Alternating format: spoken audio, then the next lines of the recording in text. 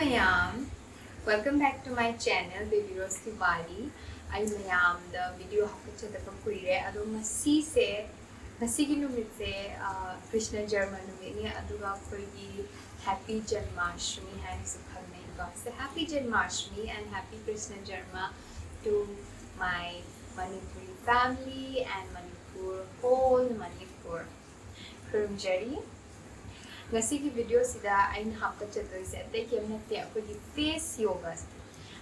yoga isa hakchang di loina ma akoi exercise tawi adubu face yoga se akoi mai se take care to bi te kawi ko aduna sigi akoi mai sigi muscles mayam yaw se si macha se akoi mid makha naton cheekbones jawline adagi laibak sitting hanba muscles it tight oina lainingai face yoga se amna darkar tai aduna mayamna matam leiba matabda like white day ngai deni khangde chak thum ngai deni khangde adi manita gari thori ngai deni khangde adum to ba yai ko se exercise se ado ayam kuina matam mangal roige ahamada horasi first exercise the ball kambiba 10 seconds na 20 seconds na 30 seconds anytime mayamna dum kuina hold tawringa yai ko so ahamada ball kam asi smaina first exercise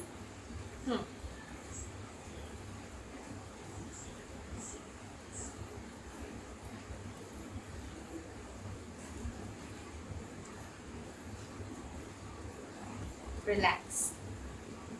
ani shuba exercise na side ball kam de ko kind of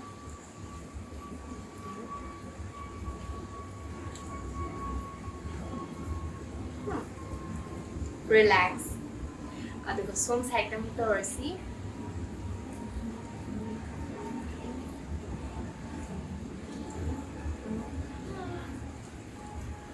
relax tara sugre ko se akombada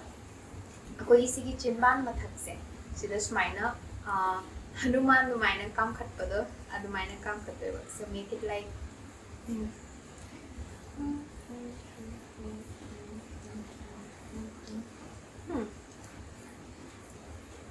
relax adui matungda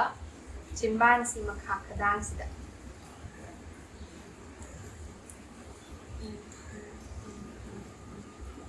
relax lower ko ahamada bol kam tawre side tawre mathak makha tawre akomba fourth exercise na akoi sigi chin gi sigi lines da akoi gi line chat se si uba se si se akoi yam no kanda like lines me yam lai ko si se kamaina hande da ge haba da akoi gi lai sina som side ki sida sana info piraga maka chendi bahana no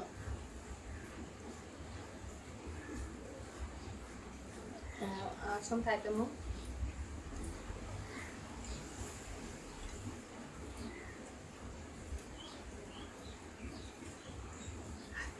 loe ko si se yam toina tawragdi mai se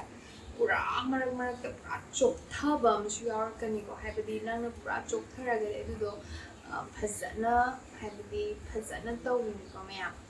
aduga sirore matungda apomba tawdoise akoi mathakta yengkhatlena mathakta sida mathakta smaina phajana yengkhatpiraga haina yase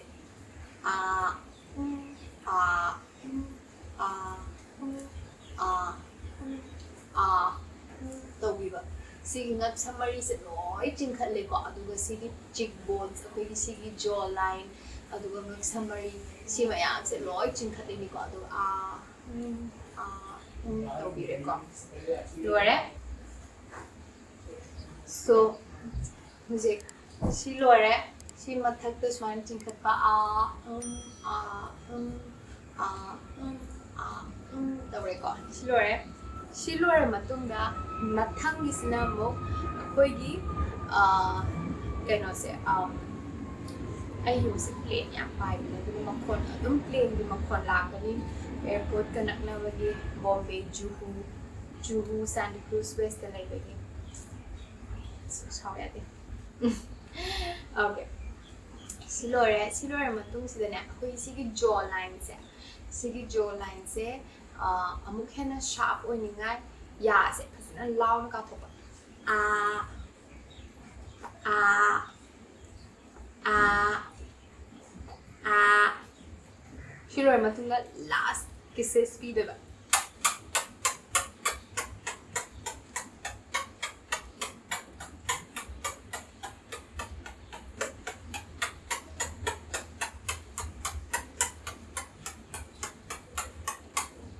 Matakping khalaga pirasi ai ko aduna na ina last na matakping khakrido